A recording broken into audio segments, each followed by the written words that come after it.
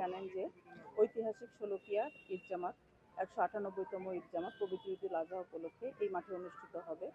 আমরা জানি 7ই জুন 2025 তারিখে পবিত্র ঈদুল আজহা সারা দেশে উদযাপিত হবে এবং এই ঈদের জামাতটি অনুষ্ঠিত হবে সকাল 9টায়। প্রতি বছরের ন্যায় এবছরেও সকাল 9টায় একটি ঈদের জামাত অনুষ্ঠিত হবে এবং এখানে পবিত্র ঈদুল ফিতরের ন্যায় এবার এই নামাজের ইমামতি করবেন মুফতি আবুল খায়ের মোহাম্মদ সাইফুল্লাহ, খতিব বড়বাজার জামে মসজিদ, এবং বিকল্প ইমাম হিসাবে অর্থাৎ কোনো কারণে খতিব সাহেব যদি নামাজটি পড়াতে সক্ষম না হন, সেক্ষেত্রে জনাব জোবায়ের ইবনে হাই, প্রভাষ্য হয়বতনগর ইউ কামিল মাদ্রাসার, উনি বিকল্প হিসেবে পড়াবেন।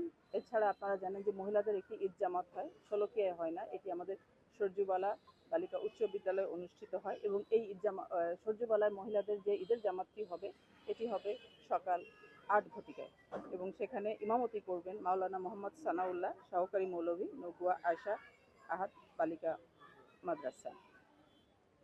এবং আমরা জানেন যে এই ঐতিহাসিক শোলাকিয়ার ঈদের জামাতে দেশ বিদেশ থেকে প্রচুর মুসল্লি আসেন ঈদের নামাজ আদায় করতে, নামাজে শরীক হতে।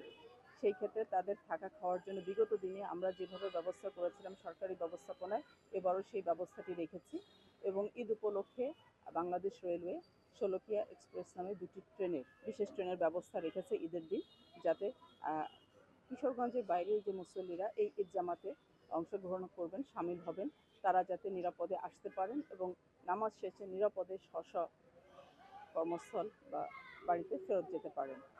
এবং আপনারা জানেন যে এই মাঠটি অনেক বড়, এবার একটি বৈরী আবহাওয়া, সেই ক্ষেত্রে আমরা পূর্ব প্রস্তুতি নিয়েছি। এখানে 4টি ওয়াচ টাওয়ারের ব্যবস্থা করা হয়েছে, তার 3টিতে থাকবে বাংলাদেশ পুলিশ কিশোরগঞ্জ এবং একটি র্যাব।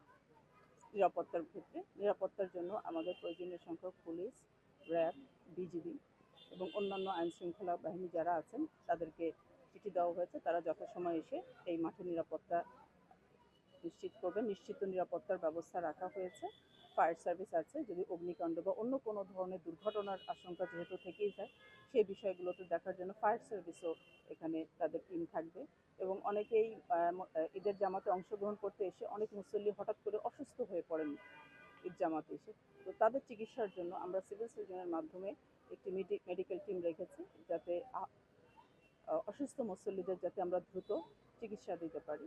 এছাড়া প্রতিবারের ন্যায় আপনারা জানেন যে আমাদের সংলগ্ন যে পুকুরটি আছে এটি পরিষ্কার করা হয়েছে, অজুখানা আছে, স্থায়ী অজুখানা, টয়লেট আছে, এছাড়াও অস্থায়ী অজুখানা এবং টয়লেটের ব্যবস্থা করা হয়েছে, যাতে মুসল্লিরা নির্বিঘ্নে অজু করতে পারেন এবং অন্যান্য কার্যক্রম সম্পন্ন করতে পারেন। এখানে আমরা একটি কন্ট্রোল রুম তৈরি করেছি, আমাদের হাতের ডান পাশে আপনারা দেখতে পাবেন। এই কন্ট্রোল রুমের মাধ্যমে আইনশৃঙ্খলা রক্ষাকারী বাহিনীর যারা সদস্য আছেন তারা সিসিটিভি ক্যামেরার মাধ্যমে পুরো জামাতের যে মাঠ, শোলাকিয়া মাঠের যে নিরাপত্তার বিষয়, তারা প্রয়োজনীয় কাজগুলো করবেন।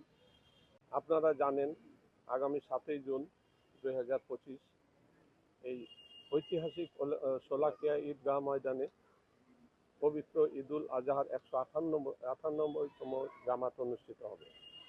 এই জামাতকে কেন্দ্র করে কিশোরগঞ্জ জেলা পুলিশ এই সমগ্র মাঠ এবং আশপাশ এলাকাকে 7টি স্তরে 7টি সেক্টরে বিভক্ত করে 4টি নিরাপত্তা বলয় তৈরি করেছে, যার মধ্যে থাকবে পোশাকে, সাদা পোশাকে জেলা পুলিশের গোয়েন্দা শাখা এবং ট্রাফিক পুলিশ। এই সমস্ত ফোর্স অফিসার মিলে আমরা এখানে 600-র উপরে ফোর্স ও অফিসার মোতায়েন থাকবে।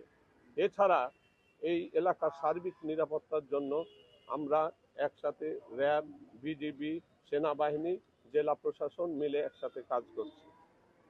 আমাদের আরও নিরাপত্তার জন্য এখানে আমাদের 50টি মেটাল ডিটেক্টর, 8টি আর্চওয়ে গেট, তারপরে 64টি সিসি ক্যামেরা, 7টি ড্রোন ক্যামেরা, 7টি লাইভ ক্যামেরা এবং অন্যান্য টেকনিক্যাল ইকুইপমেন্ট সহ সার্বক্ষণিক মনিটর করার জন্য আমরা ওয়াচ টাওয়ারও ব্যবস্থা নিয়েছি এবং একটি কন্ট্রোল রুম আমরা এখানে স্থাপন করেছি। আপনারা জানেন আমরা এই মাঠের আগেই পুরো মাঠটাকে সুইপিং করে মাঠের কোনো কিছু যেন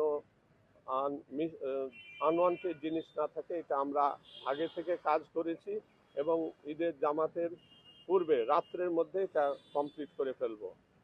আর আপনারা এখানে একটা আপনাদের মাধ্যমে অনুরোধ, প্রিয় মুসল্লিদেরকে আপনারা অনুরোধ, আপনাদের প্রতি আহ্বান, তারা মাঠে শুধু জায়নামাজ নিয়ে প্রবেশ করার জন্য অনুরোধ জানাচ্ছি।